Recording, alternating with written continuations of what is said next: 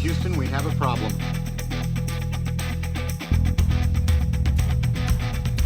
Give me all you got!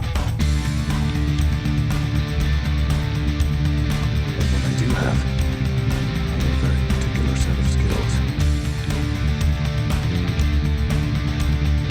Give me back my gun!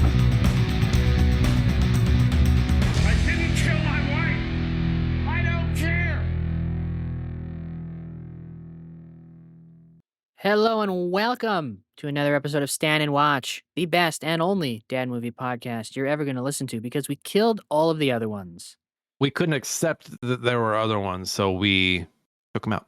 Yeah, we didn't. They killed themselves after we made them watch Miss March. They didn't like it. They hated it. They were like, "Hey, I'd rather be waterboarded Yeah. than have to watch Miss March." And we said, why would you even request that we waterboard you? We would never do that. We're here to kill you, not torture you. we would never. You know, we we're, would- we're, like, we're murderers. We're not animals. but they just had nothing but mean things to say about Miss March, and we double killed them because we can't. This Krieger Moore slander is no good, even if it is a bad movie. Yeah, The spoiler for future wheels that will be on a wheel. I hope not. God, I hope not. Putting it on a wheel. God, We need no. to knock the Zach Krieger guy down a peg. We need to knock the Moore guy down a peg while we're at it.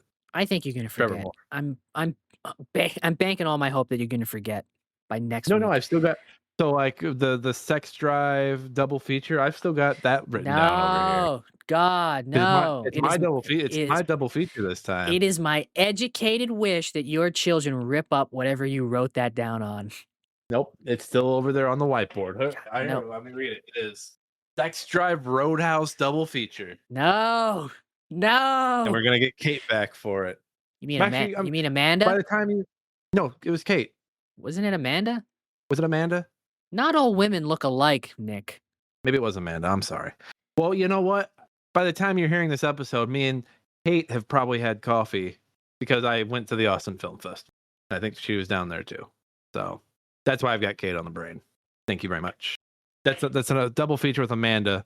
And you know, maybe we'll make it. Maybe it'll be the show's first triple feature. We'll add Miss March. No, I'll kill myself. Just like those dad movie podcasters. I'm Nick, by the way. Yes, you certainly are. I'm Nick. I'm the one that wants to watch Miss March, Sex Drive, and Roadhouse all in one big swoop.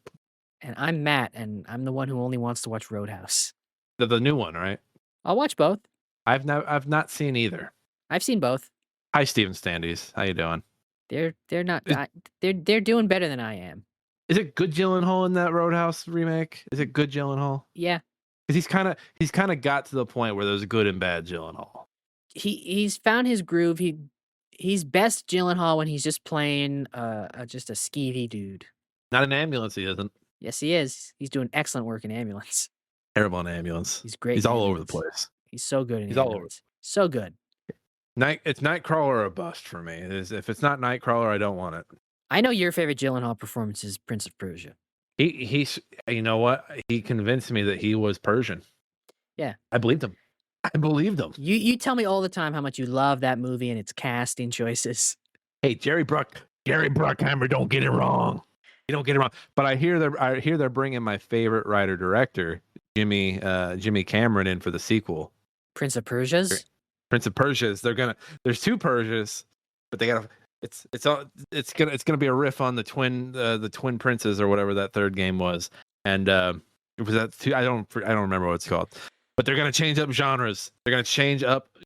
It's going to be a horror flick. Still all white people though, right? Still all white people. Yeah. It's a Jerry Bruckheimer's name's gonna be on it still. So yeah, come on, get it right. Don't worry, they'll paint themselves brown. There will be a respectable bronzing situation going on. They've got makeup. The makeup crew will be there for the bronzing. They'll all have eyeliner. They always give them eyeliner. Always. Don't know Always why. the eyeliner. I don't know why. Yeah, I guess they think you got to have the eyelash. You get what prince doesn't have eyelashes? Long eyelashes. I don't even think the prince has eyeliner in that movie. It's all the other ones, What do you mean by the other ones? like Ben Kingsley and Alfred Molina. I forgot Kingsley is in that. Wait, didn't they do did Jerry Bruckheimer do the Assassin's Creed movie also? I And don't- weren't they all white in that one too? I don't think so. I don't think he did that one. That movie is boring. That movie sucks. That is also a stinker. That is also a stinker. Really bad. Like Ubisoft was so busy sexually harassing their staff. They didn't have time to consult on these movies and be like, no, these are terrible. They did consult on the Make good movies, but movies. they did consult on them, but they were just sexually harassing the crew. They're like, can we please put the Ubisoft consultant like somewhere else so he stops Well, no, harassing the crew? the crew actually handled it pretty well because they said that the Ubisoft people were sexually harassing them in a much gentler manner than the producers. Than the Hollywood people. Yeah, Jesus, what a dark turn. they were like, these Ubisoft guys are coming. They're supposed to be consultants, but they're sexually harassing us. But I mean, they're better than the producers. Jesus Christ. It's the So which it's nice. which devil do you want at that point? At least these gaming producer nerds I can like hold back with one hand because they're so scrawny. Yeah. He's like, oh, you think video game harassment is bad? Welcome to Hollywood. A Hollywood harasser is beating up an Ubisoft harasser. It's hierarchy. There's video game industry harassment, there's movie industry harassment, and then at the tippity top is music industry. I think it's all pretty close. Well, yeah, Diddy. You know what? Diddy does make the top, I guess. He just got as we're recording this, I think he just got sentenced for trafficking people. 4 years. Just 4? Just 4 years. That's like 2 album cycles for some folks.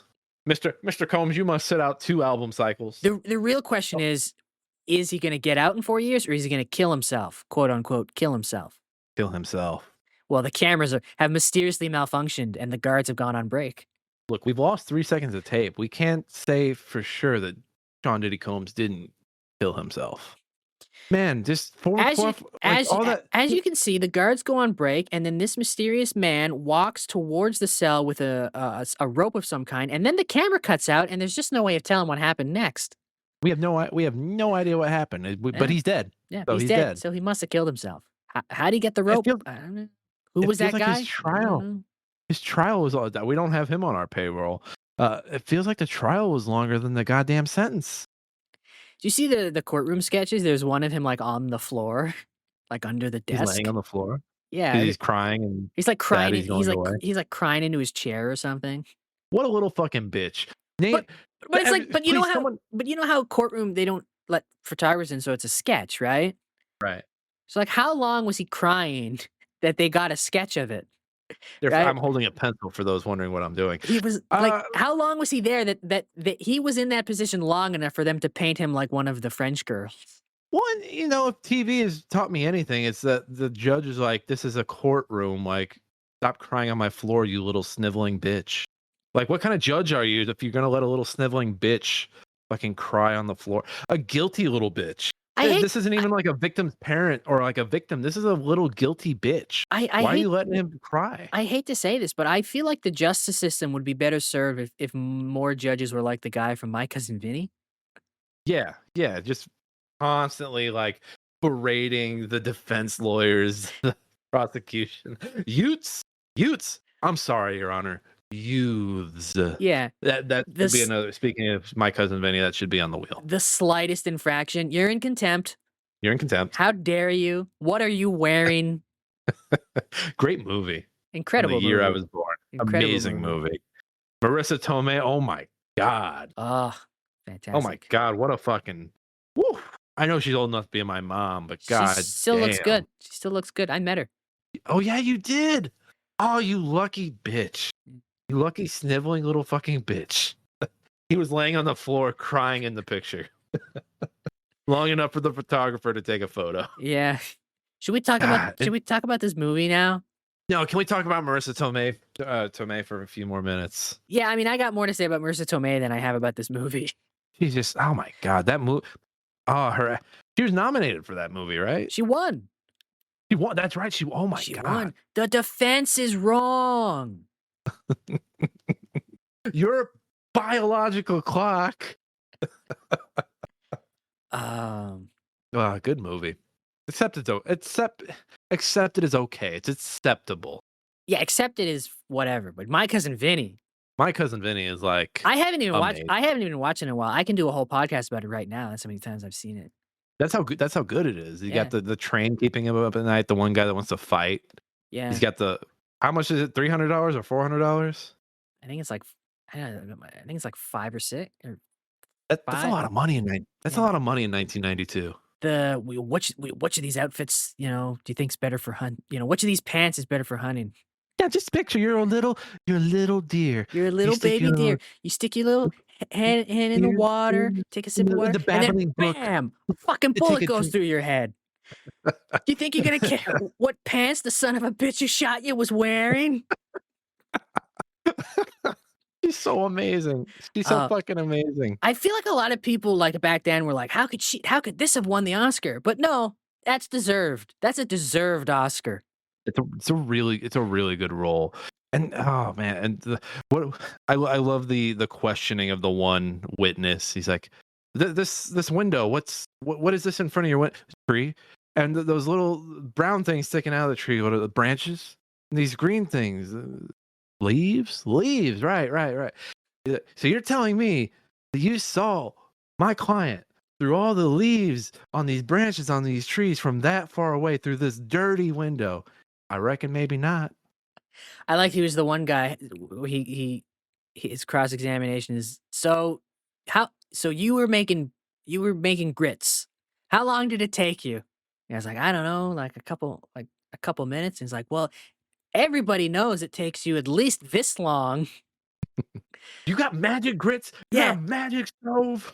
He wasn't nominated, was he? I don't No, think he so. wasn't. I don't think so. I the more I've watched that movie, I've started to pick up on the fact that it's pretty obvious that they've like pinned his face back. Have you ever noticed this? No, it's been a while for me since I've watched it. I should probably watch it again. If you look closely, sometimes you can just straight up see like the folds behind his like jawline where they've like pinned his wrinkles back. Hold on, I need to see if this is streaming anywhere. So when we 'Cause get off of here, I can watch it. I think when they filmed it, he was like 48 or something, and Marissa Tomei was like 25. So they like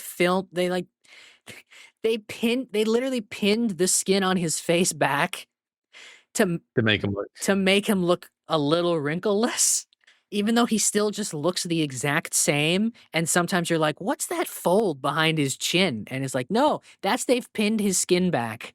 Yeah, he's 82. Holy shit. He's getting up there. We're gonna lose him soon. Makes me sad. Yeah. Sooner rather than later. I mean, come on. I'm gonna guess just about everyone else in this movie is dead besides Ralph Macchio. It should have been Ralph. It should have been Ralph. Should have been Ralph. No, Ralph is great. I like the Cobra Kai. Cobra Kai is amazing.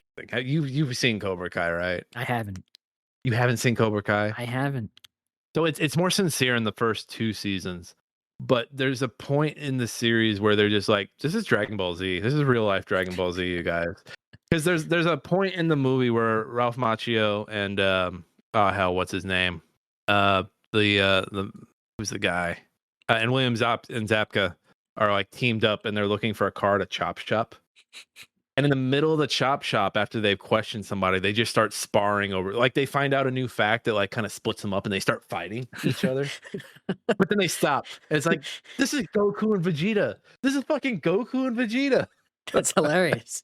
It's once I turned my brain up. Once I was like, this is so stupid. I love it. Cobra Kai became so much better. Should we talk about Accepted now? Because people, we should. I know there's been waiting on at least 3 listeners who are like, talk about Accepted. That's what I'm listening for. And everybody else is like, yeah, you can keep talking about My Cousin Vinny.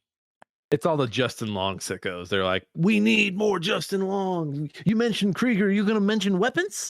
Like, no, we're not. No, not today. Accepted is a 2006 American comedy film directed by Steve Pink. Marking his directorial debut, the screenplay was written by Adam Cooper, Bill Collage, and Mark Perez. The film stars Justin Long, Blake Lively, Anthony Held, and Louis Black in lead roles. The plot follows Bartleby Gaines, what a terrible fucking name, a high school graduate who, after being rejected by every college he applies to, concocts a plan to create a fake university with his friends to convince his parents he's moving forward with his education. More students, also rejected from other schools, mistakenly apply to the fictional South Harmon Institute of Technology. Bartleby and his friends decide to run the school as if it were a real institution. It was released on August 18th, 2006, and received mixed reviews from critics. I have a fond memory of seeing this in theaters. I've seen this. I saw this a couple times on TV way back in the day, and yeah, that's my memory of it. It's a TBS ass movie where like you're like, oh, I saw it on TBS between the baseball game or whatever. No, Yeah. I saw this in theaters when it came out. I think the opening weekend, it was a pretty empty theater. I will say, I will admit that. And I remember that, and this is an older theater, so it's it's old, it's rickety. I remember it was like the biggest downpour, and I could hear the rain outside as I'm watching this movie the entire time, the entire fucking time. And then I'm 2006. I was like 14. Get out of the movie and I have to walk to the gas station down the street while it's pouring. It poured the entire movie, the entire fucking movie. This feels. It's gonna sound really mean. This feels like a Netflix movie before Netflix movies were a thing. Yes, this feels like old school walked so this movie could hop. Old school ran so this movie could like limp to the finish line. Yes. If this movie, and old, like if every other college movie, like let's name two more good college movies. I guess Revenge of the Nerds. Is Revenge of the Nerds really good though? I don't think it is. I feel like it's a good movie, but it's got its problems with the assault and the way the movie portrays that, and just the fact that it happens. But I still think it's not a bad movie. But Revenge of the Nerds, what's the one? Animal House. Animal House, Old School. Is there another one? I feel like there's another one. Caught up on the you want Revenge of the Nerds out of it. I can feel it. I can't think of a fourth one. Van Wilder?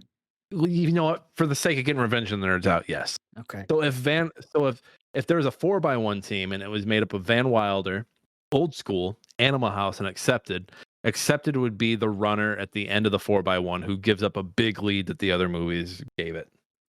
Yeah. There's I don't know if you've ever heard of this movie. There's an old movie. They used to play it on like the kids channels I watched. It's called Camp Nowhere. Camp Nowhere. It's with Christopher Lloyd and some kids. And it's the plot of that movie is the same as this. It's just they make up a fake summer camp. Oh, no, I've seen this movie. I know exactly what you're talking about. It's a good movie. That's a good movie. That's a good movie.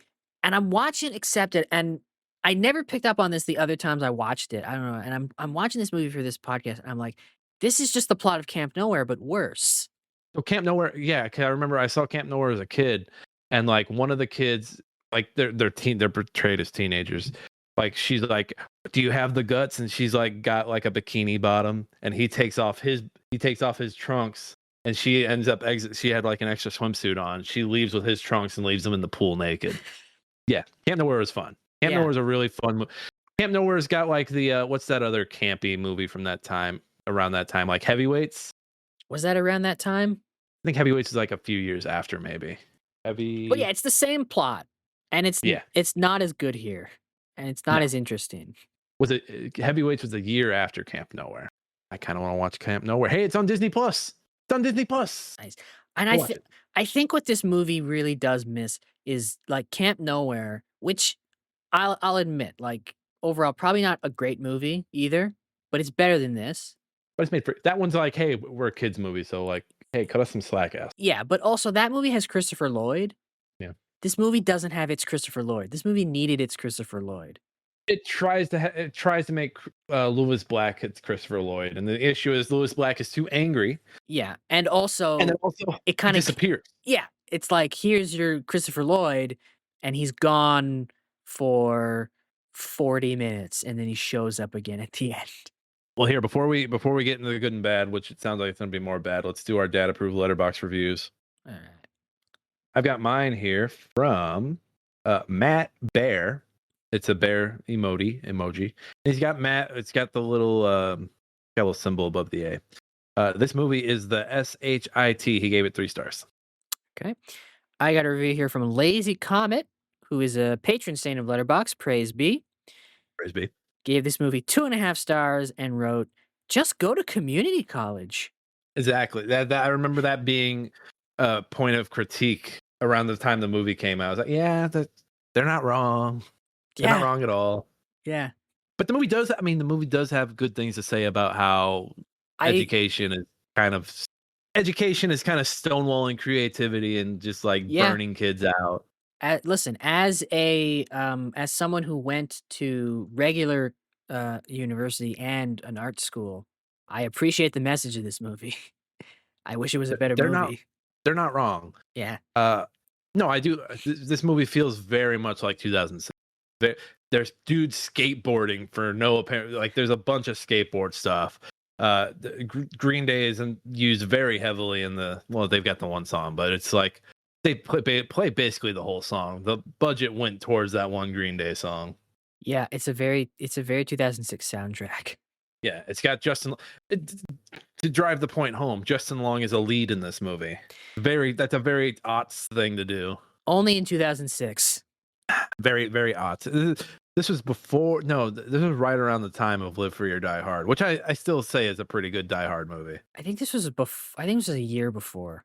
So 2007, yeah. Because Yeah. Live Free or Die Hard was like might have been like a May summer movie.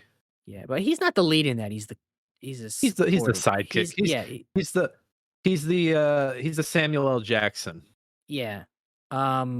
This is like he's the lead. And okay, his name is Bartleby. What a stupid fucking name. Bartleby Gain. Yeah, what a terrible fucking name. Everybody in this has a bad name. I fucking hate it. Well, there's also too many characters in this movie. Yeah, and none of them have anything to do. No, everyone has like their cute little gimmick that they do. Like you have the athlete that gets into the art, that's cute. You have the burnout that gets into culinary stuff. The one space case becomes like a yogi, and then she kind of just disappears from the movie. But she comes back whenever they're like, "Well, we need the beautiful redhead." See, I'm gonna bring up another movie we watched. Remember Man of the House? There was too many characters, but there was the one girl who had an interesting character arc, but she just disappeared. Yep. It's the same thing. It was the one that was in love with him, right? Yeah. It's the same thing here. You have this character who's like this uber like super like nerd, or not nerd, but like this like straight A student. Yeah, type A, like stick up her butt type. I'm getting into, Harvard. Like, we all knew a person like this in high school, right? Like, who only ever worked to, like, get into the best schools, and she didn't. This is Maria Thayer, by the way, for those wondering. And she doesn't, and that doesn't happen. And so she burns out and becomes like a meditation hippie. And like, that's an interesting character arc. She has maybe 5 minutes of screen time. I wanted to watch more of hers, yeah.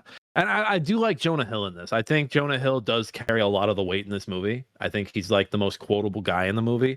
I also like his arc of being like, well, I want to follow the tradition that my family set. And for him to finally be like, well, no, I want to set the tradition. I want to be the person planting my flag here instead of planting my flag where everyone else has been. I think the biggest problem this movie has is that there's no central like this plot structure has no central arc. Like he makes up this fake school and things kind of just happen, and there's nothing you can really map out as a trajectory. There's like I don't know, like he doesn't like nothing happens. Like he doesn't have a character arc. It's almost like things just happen, and at the end he does this big speech, and it's like, well, that's great. And I like what they're saying in the speech he does. Would have been great if I saw that in the movie. I like the speech. I think the speech would have been better coming from Jonah Hill.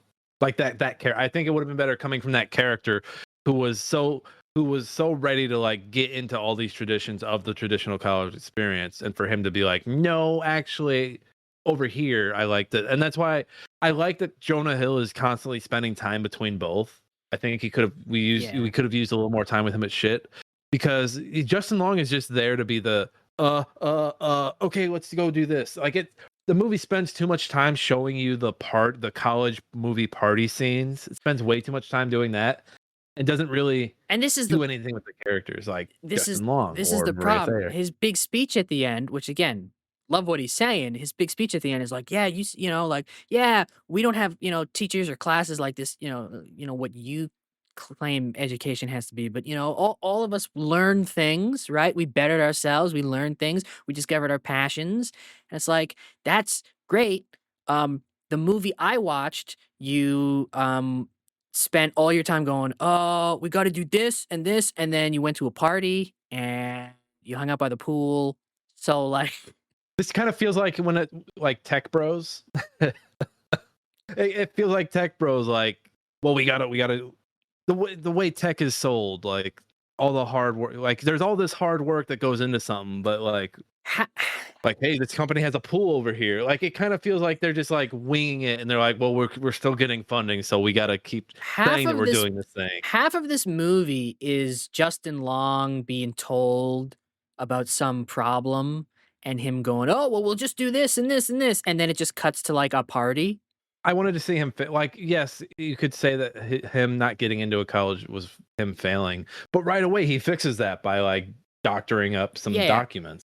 But again, like the climax of the movie of this speech, which is a good speech, and we agree with it. I'm going to keep saying that, but it's also the reason this movie doesn't work is because show me the things he says in this speech, because I don't see anybody learning. Right? I don't see the thing. I don't see them. Like, there's a quick montage of some things happening. It was like, I don't see these kids, discovering their passions. I don't see Justin Long discovering anything about himself through this process. I see him fumbling through, oh, we got to do this. We got to do this party. And then, and then he makes this big speech. And I'm like, that's great. It would have been great if I, as the viewer, witnessed any of that happening, like give him. Don't just show me him saying, oh, well, we'll just do this. Show me him doing it, Show me him figuring out how to run a college and learning something. Show me these kids, in their whatever stupid class that they made up. Show me them using that to discover something about, it's just parties, and then we discovered our creativity and passion. And great message. Would have been nice to see in the movie.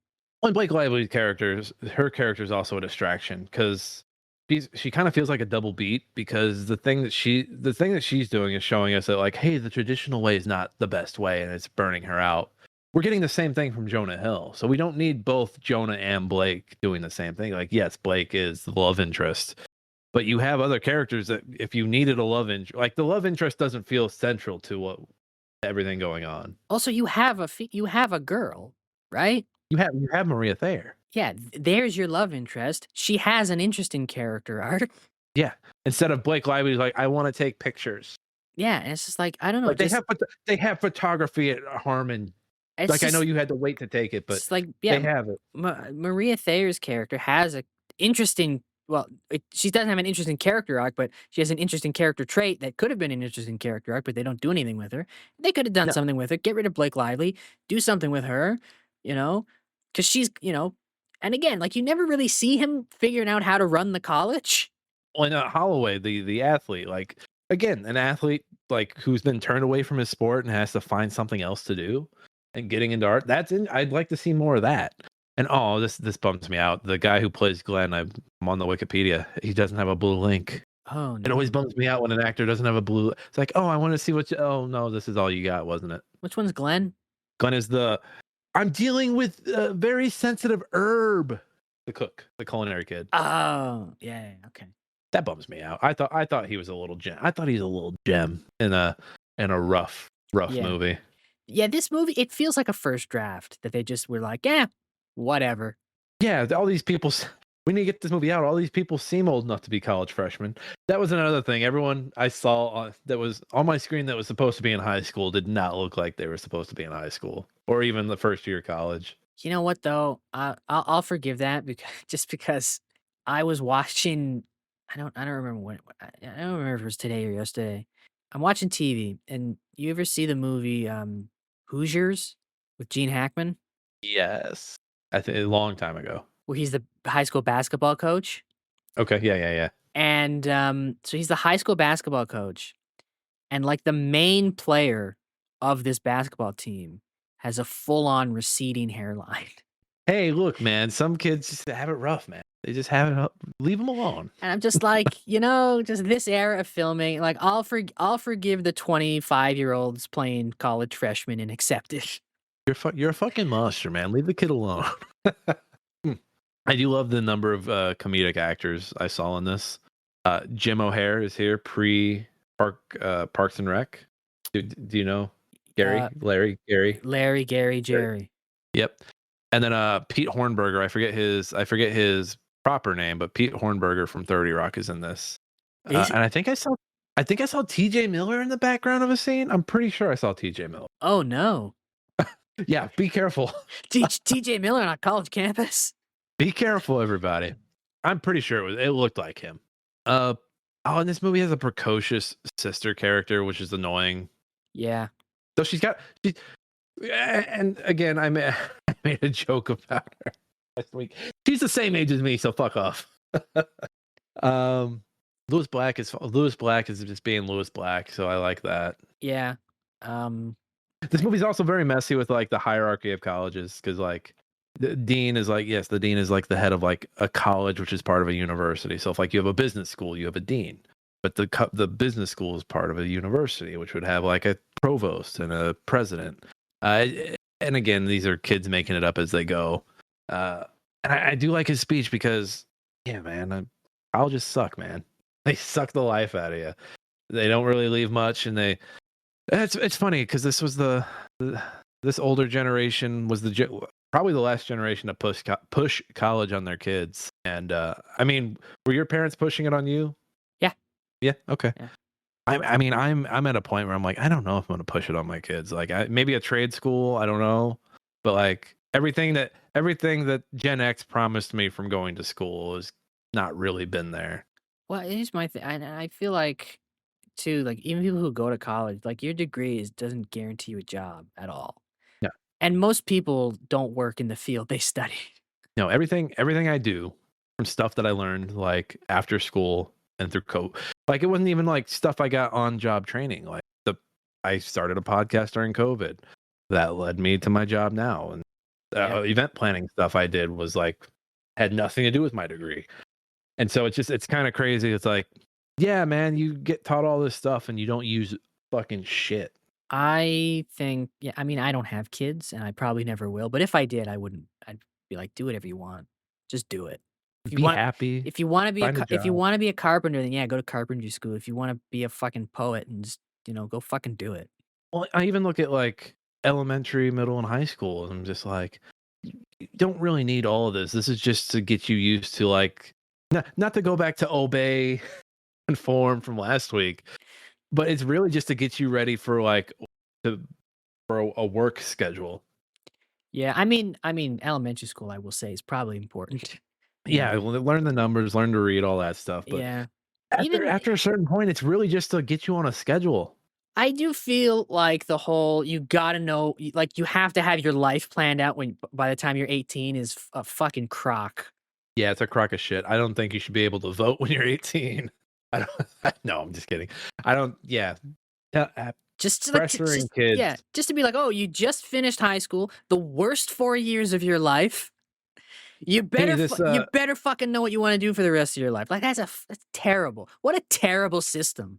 Hey, this government-backed loan shark company is going to lend you $20,000. How about you go pick a school, buddy? Yeah. What a terrible system. Just to tell an 18-year-old whose brain is not even fully developed, and this is a scientific fact. Your brain is not fully developed when you're 18. You're like, you better figure out what you want to do for the rest of your life because you're going to be in debt when you do it. You better. Hey, take this loan out. Take this loan out now. It's like, but what a terrible system. What an absolutely horrendous system that everybody just decided, yeah, that's what we'll go with. I think gap years make a lot of sense. Take that gap year, let them like go on a trip or like stay at home and just work like a day job or something. But yeah, pushing 18-year-olds into college, it makes no sense. It makes no fucking sense, especially when they're just going to get there and you're giving them subjects that they were struggling in high school. Like, hey, here's a lit class, even though you just took a bunch of literature at your high school. I do think the future of college is a la carte. I think I forget what the apps are called, but you have those apps that will like offer you a class and it's for people looking to continue their education.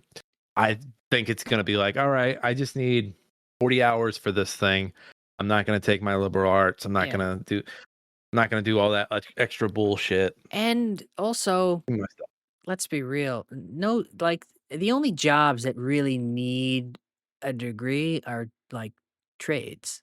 trades, and then and like the medical. Yeah, doctors, the like medical if stuff. you're gonna be a doctor or a lawyer, sure, right? But like other than like really, you're gonna be a communications major? Like just go get a job. Just lie. Just lie on your resume. Just lie on your fucking resume. Just fucking lie. Fucking lie. No one's reading shit. They're feeding that shit into an algorithm that's looking for keywords. Just say you have a fucking MBA. Say you've got years of experience, whatever bullshit they're looking for. Lie. Yeah. They're all doing it. And also, no one's checking. No. It's like Nobody. not a single person is gonna read a resume and be like, "Oh, it says here that they have an MBA from fucking Ohio State. I'm gonna check the database." Like, no, like they're just gonna be like, "Great." They Yeah, if you're not like I think of like Chip Kelly or whichever football coach got caught lying. Like if you're not like a big headhunt, like you're not making enough money for them to give a shit to check.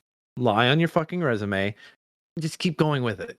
See how long you can get away with it. By the time you're a big enough fish for them to have to check your like education stats, you will have like you're already in a position where they don't care. You have leverage. Yeah, right? Like if you're a big enough fish, they're like, we better check his if he really did get this degree. Yeah, you already have a resume that they don't care what your degree is. You have the experience they want. Well, and honestly, no matter how long it takes for them to catch on, they won't admit it because if they admit it, they look like fucking fools. Yeah, and like it doesn't matter. Like it's what a terrible system. And look, you shouldn't put your self-worth in whatever you do for a living. Who gives a fuck what you do for a living? Go make that bread. Fucking go home and do the shit you love. I went to school for 2 years to be a teacher. And then I was like, I don't really want to do this. I only did it because I was dating a girl and she was like, you gotta, and I was like, I don't know what I want to do. I want to be a writer or whatever. It's like, but you need a real job. So I was like, okay, I'll go to school to be a teacher. Then we broke up. I was like, what am I doing? Why am I here? Yeah, why am I here? Give me that. I didn't like. I mean, I liked the kids. Don't get me wrong. I liked the kids. I didn't like the other teachers I had to like listen to. I was like, I don't want to Yeah. I don't want to do this. Like, if I can't do it myself, if I can't just be like my own boss and just come up with things like I don't want to be beholden to this bitch. Like, I don't want to do this. So I dropped out. I take 4 years of film school. If I didn't take that 4 years, I'd still be doing what I'm doing now. Like, it wouldn't have changed Right. anything, like at all. The trajectory of the jobs I've had would be the exact same. I just would have done them sooner. I think what most people miss when they're getting into college, what most people don't realize is you are paying for the network. And the truth, the school's network. And the truth is most schools don't have a network worth dick. Yeah. Like most of them don't. Half of my time also was COVID, so there's no network. There's no network at all. No. And there's only a handful of schools, and it's going to come down to what you want to do and how good that school's network is in that industry. So like you think for comedy, like there's a reason the Harvard people, like they've got the Lampoon, like they're still getting jobs.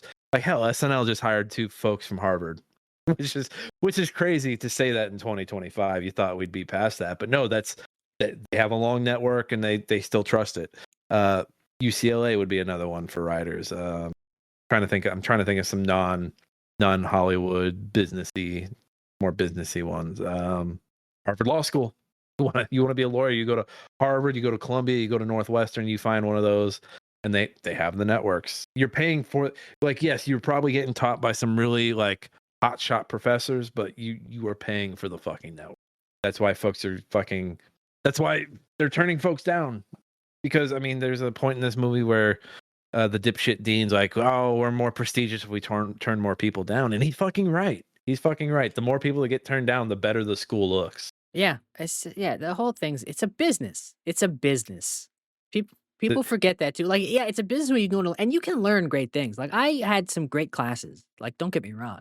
I don't dislike the time I spent there. And I know my father's listening to this podcast, so don't feel like you wasted the money you spent to send me there for 4 years, although you did. And frankly, you should have just given it to my bank account.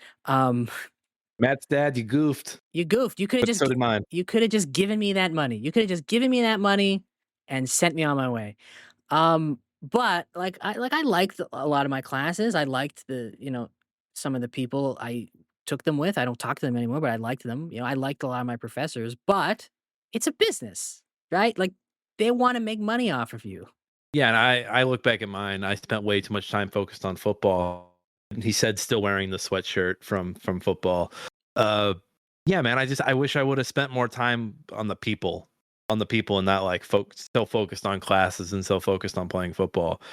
Because that at the end of the day, like you're gonna forget all the shit you learned, and the only shit you're gonna hold on to is the shit that you use in your day job. And most of the time, that's not gonna be anything. You're like, shit. All my event planning and podcasting came from shit after college. So it's crazy. I'm just gonna say it. Most jobs can be just taught. Most jobs can be taught. You don't need skills that you learn in school.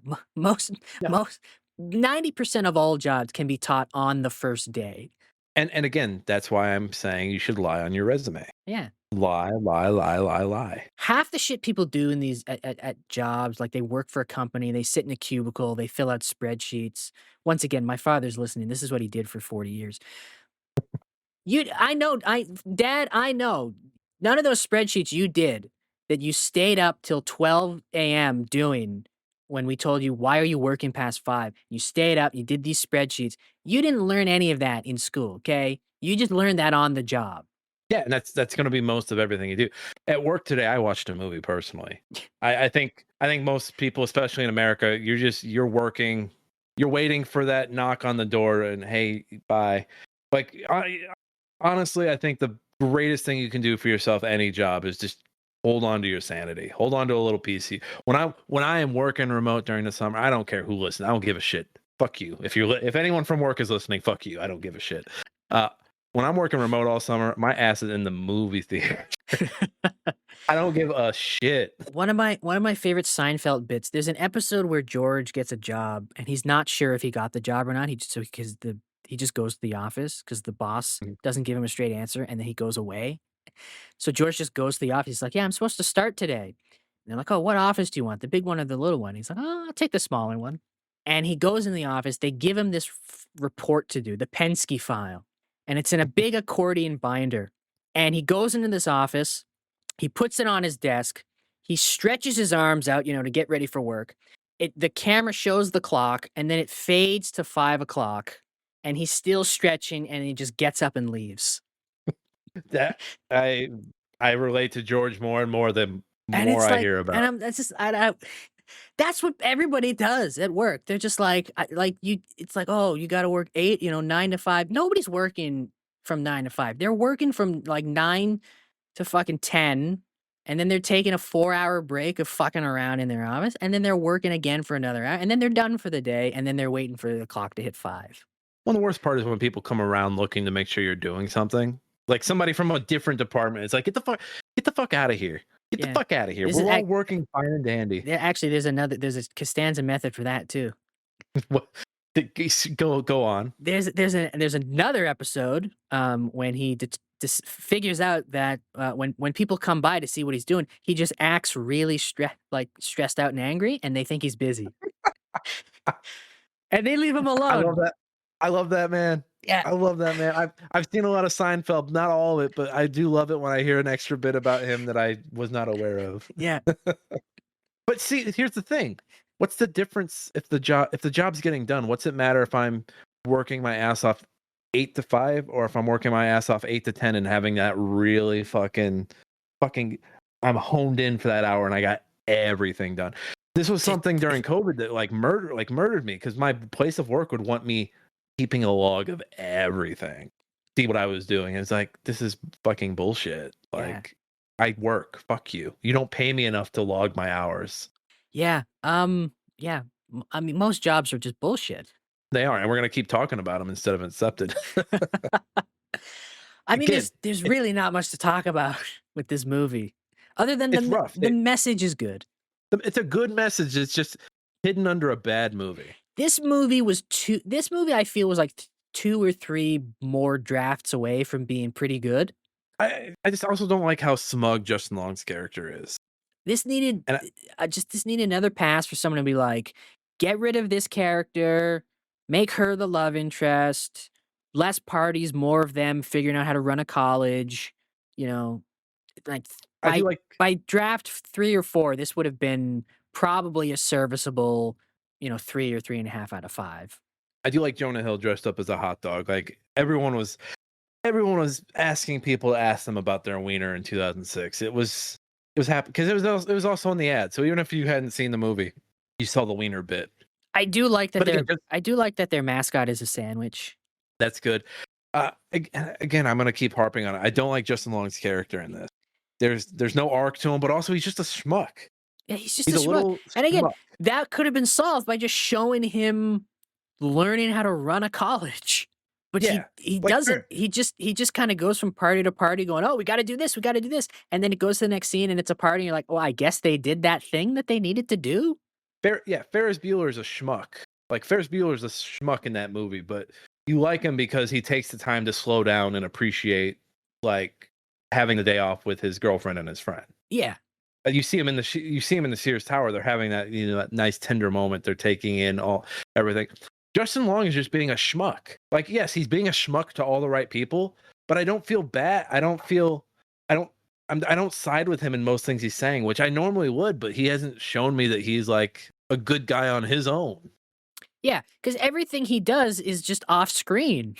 Because it's just Well, and it's- right. And like, there's a scene where all the kids who signed up and got accepted to this school, they show up and they're all going to they're all going to the hallways and just going to rooms. And there's a scene in there where Justin Long's in his room and these two guys burst through the wall. Like they've sledgehammered their way through the wall. He's like, "What are you doing? We're making the room bigger." It's like, "Well, you can't do that. This is my room." It's like, "Well, where's our room?" And he's like, and then like says that Maria Thayer's character is, well, she's in charge of this, so she'll take you to your room.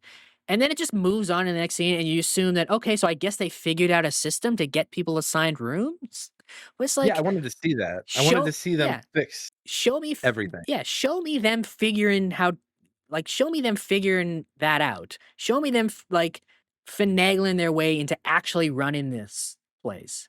Because it doesn't do that. It just says, "Oh, we got to do this," and then it cuts to a party. It cuts back to Harmon. It's like I'd rather see things get fixed at shit. And I think that going back to Justin Long, like I don't see him again. You don't see him doing anything good. He's just stumbling into things, and that they're correcting themselves basically.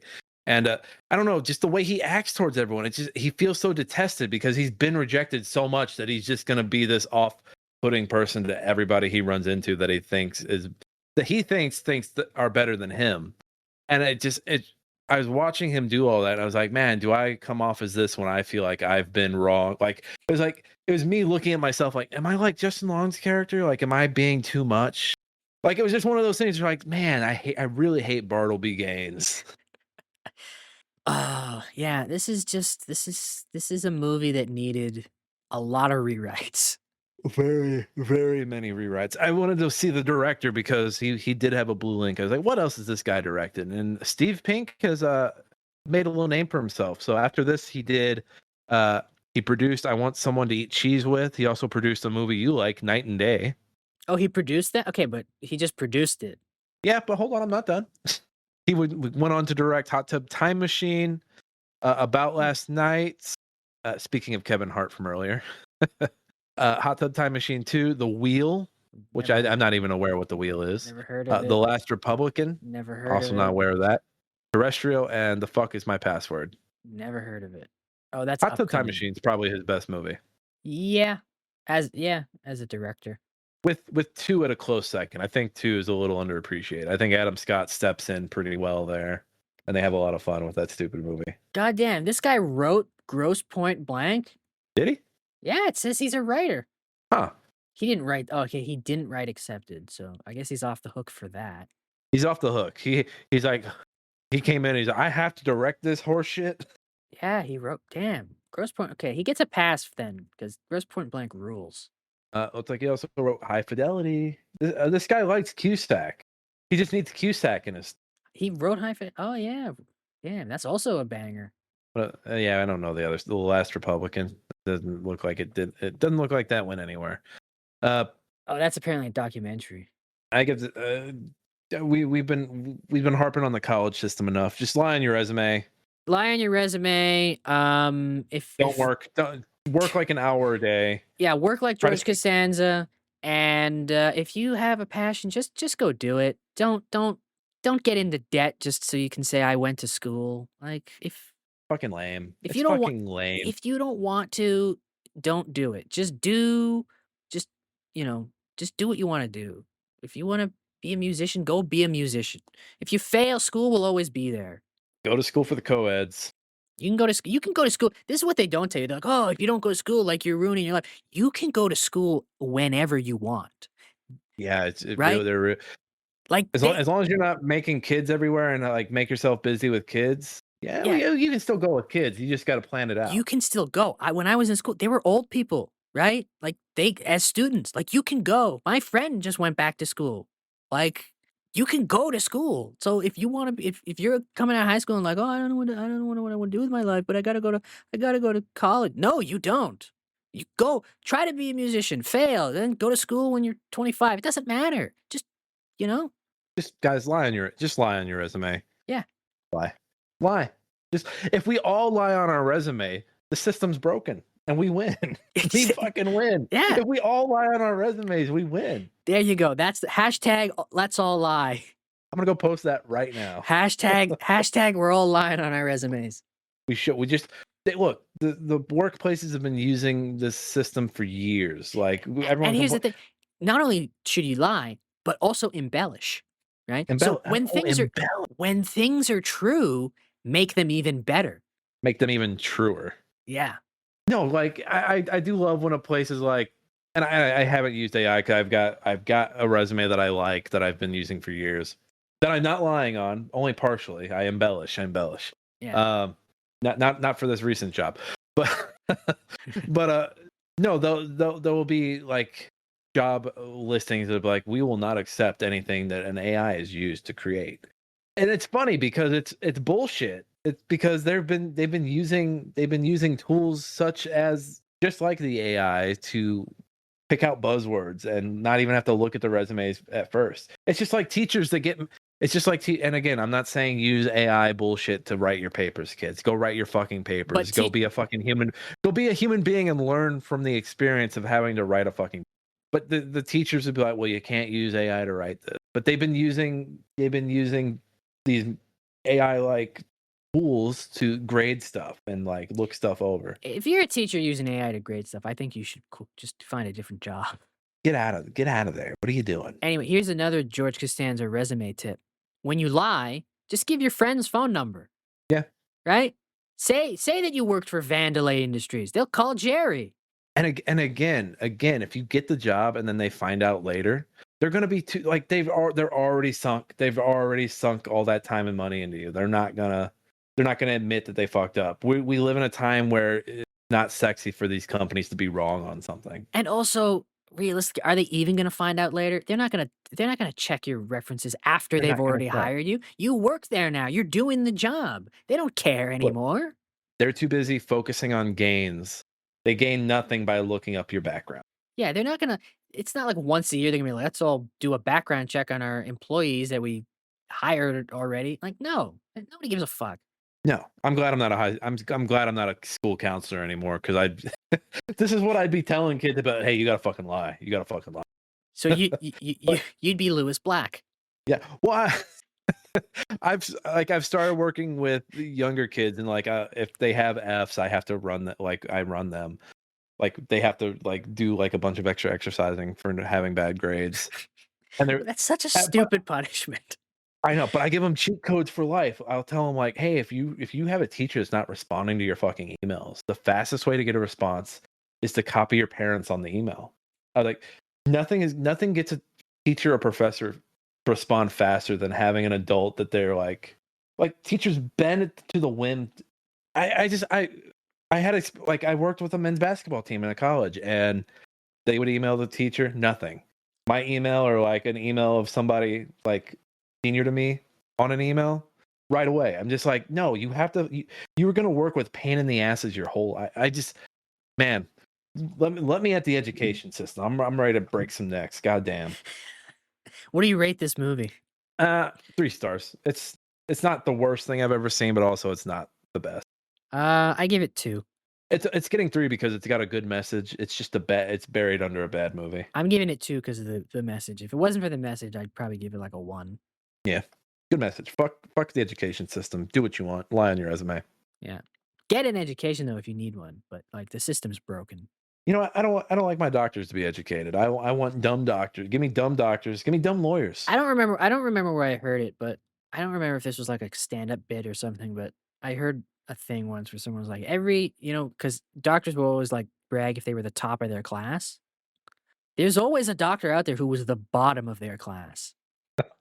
Oh God. Like there's somebody out there, like your doctor, like just barely passed. They just barely became a doctor. Just remember, when it comes to any medical work or any litigious stuff that you got people doing for you, everyone's just guessing at any given point. They're guessing like, the liver, I'm guessing here. We're gonna experiment with this medicine. If this doesn't work, we'll experiment with this medicine. I think just the number one legal advice I would give anybody is someone who's never been in any legal trouble whatsoever. Get the sleaziest lawyer you can. They're gonna again, like I think we're making a case for ourselves. If we were lawyers, we'd be pretty sleazy. Yeah. Listen, I'm not saying that what he did was right in the end, but listen, if you're in legal trouble, you want a Saul Goodman. You do want to Saul. Well, he came clean on everything, so I think Saul Goodman is all good. Yeah. But like before he got into the meth empire business, that man was an excellent lawyer. Like he was doing great work. You know, I joked the other day about like not hiring a law firm that was using AI for their ads. But if they're that sleazy, I think they're not going to pull any punches when it comes to defending me, right? See, that's where I get iffy because I'm like, if maybe they would. Who knows what else they're using AI for? They're cutting corners. They're cutting corners. Is it more sleazy or is it more lazy? I think it's more lazy. So then, yeah, I think I'm back out on it. It's lazy and yeah, right? Like you want a sleazy lawyer who makes his own bus ads. Yeah. What percentage of dad movie is this movie? Not very much, I don't think. I give it like a 30. I might even go lower. I might go like 15. 15. I think Lewis Black. Dad's like Lewis Black. Yeah, but he's not in it enough. Not in it enough. Yeah, 15. Yeah. And also they'll just be like, as a college movie, they'll be like, this ain't no Animal House. Give me Animal House. Give me old school. Old school's old school's old enough now. Old school's a big dad movie because they're adults in it. So you froze on me there for a minute. Sorry. Oh. Well, the people heard me. The people heard you. That's all that matters. Yeah. Do you have a goof? You have some goofs? We got our goofballs. We got our goofballs It's here. time These are the people that time to watch a movie, piss on Neil deGrasse Tyson. get on IMDb, complain about it instead of just shutting the fuck up. Do you have one? I do. At around 1 hour, 1 minute, after Bartleby gets done singing Blitzkrieg Bop, he tells Monica he channeled the ghost of Johnny Ramone. Johnny Ramone was their guitarist. B would have been channeling the ghost of Joey Ramone. Who cares? Shut the fuck up. Nobody knows which Ramone is which. Oh, I had one, but I have a better one now. This is very nitpicky. Outlining his scheme, the Harmon Dean asks Hoyt to help secure nearby decrepit properties, but instead pronounces it decrepit. I saw this one. I saw this one. I almost picked it. That's kind of the point. Like he's this bombastic dean that like has like these big ideas and like needs this big quad, and the fact that he says this word wrong should be like an indicator. Also, who cares? Who cares, also, Neil? Who gives a shit? Fucking You're Neil. overthinking it. You're overthinking it. Just like everyone who bought Taylor Swift's album, you're overthinking it. Fucking Neil deGrasse. You got to get over this Taylor Swift thing, man. It sounds like you're a little obsessed. Dude, she came at Charlie XCX. I think you're projecting. She came at Charlie XCX, dude. You sound like one of these like closeted homophobes. Closeted? Like, wait. I'm a closeted homophobe. Wait. I'm gay, but I'm okay. It took me a minute to get there, but I got there. Not me. Couldn't be me. Yeah. I like ladies. Now I'm just thinking about the time Norm Macdonald told Larry King he was a deeply closeted gay man. Wait, was he saying that about himself or about Larry David? No, about himself. He was Larry King. He was being interviewed by Larry King And I don't remember how it came up. He just goes, "No, I'm not gay, Larry. I'm a deeply closeted homosexual." And Larry King responds, "So seriously, are you saying that you're gay?" And he goes, "No, I'm not saying that. I'm saying I'm deeply closeted." If Norm were still around, do you think he would have went to Saudi Arabia? No. He would have taken one peek at that lineup and gone, "Oh, the stars are in Saudi Arabia." I'm surprised Jimmy Fallon didn't go. That was the one. He's got to film. He's got to film the show. Fallon snubbed. I'm sure. You know what? If he didn't have to film the Tonight Show, he would have gone. For sure. He wanted. Hey, Fallon wanted to be here tonight. If NBC had let him, he would have filmed episodes there. Hey, Fallon wanted to be here tonight, but he had to play Scrabble with Ted Cruz. If NBC had let him, it would have been the Tonight Show live from Riyadh. He's such a fucking little pansy ass bootlicker. Is it time to spin the wheel? Do you have a dad joke? I don't. This movie is unacceptable. Boom. 2 bangers in a row. From yours truly. Obey. I'm gonna spin this wheel. Still got They Live on the brain. I do love that we had 2 movies in a row about assimilation. That's a nice way of looking at it. Yeah. Hey, lie on your resume. Lie. Don't obey. If you take anything away from the episode of this episode of this podcast, it shouldn't be anything about accepted. It should be that the key to just work life in general is be like George Costanza. Be George. Yeah. George Costanza had the right idea about everything work related. Do as little as possible to not get fired, lie, make people think you're busy. Build a napping area under your desk if you have the means. If we all start lying on our resume, every last one of us started doing it. Hey, some more Costanza wisdom. It's not a lie if you believe it. Exactly. But if we all start lying, we'll throw the machines out of a loop. They'll be fucking whoa, and then we can. I don't know why the machines sound like Mario falling, but they do. It's because they stole the sound effect. They did. They can't even make their own sound. All right. We got 4 movies left on this wheel. What's on there? The Wrestler, Kick-Ass, Disturbia, Children of Men. I bet it's gonna be Disturbia because the wheel is liking these mid 2000. It's been liking these mid 2000 movies for a little bit. We've had a lot of mid 2000s movies on this wheel. Disturbia was on TV like a week or so ago, and I had it on in the background while I was doing work, and I tried not to pay attention to it because I was like, I'm gonna have to watch this in a week. Save it for the wheel. Save it for the wheel. Got some good needle drops. It's the first time I heard Kings of Leon, which is not a good thing. I know they're singing about sex being on fire. That's unnecessary. Oh, the song they were singing in this movie was nothing but gibberish. It's like, hey. I feel like a lot of indie rock bands went through that phase. Real boom clap nonsense. I don't know what that means. Like the knee slapping indie rock. No. Like the Lumineers. Like Imagine Dragons? Yes. Trailer music. They're more hard rock. Are they though? Radioactive? I always say my friend likes Imagine Dragons legitimately, and I always say that Imagine Dragons makes music exclusively for commercials. My brother also really likes them. He's seen them live like 3 or 4 times. Hey, the song they did for the Arcane intro is pretty good. I'll give them that. Look, the song that was the song that was in the Mission Impossible Fallout trailer is good, but that's only because it was in the Mission Impossible Fallout trailer. Yes, that trailer is really fucking good. I have that on a run play, like when I'm running, I have that on. It's such a good running song. That trailer, is maybe like a top 5 trailer of all time.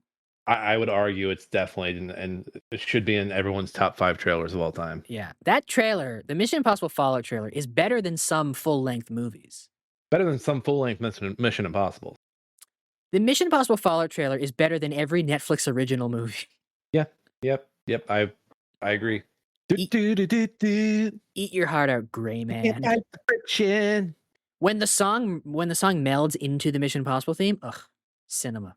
Yeah, that blows that Limp Bizkit song out of the water from the second one. And I'm spinning this wheel. Spin that wheel.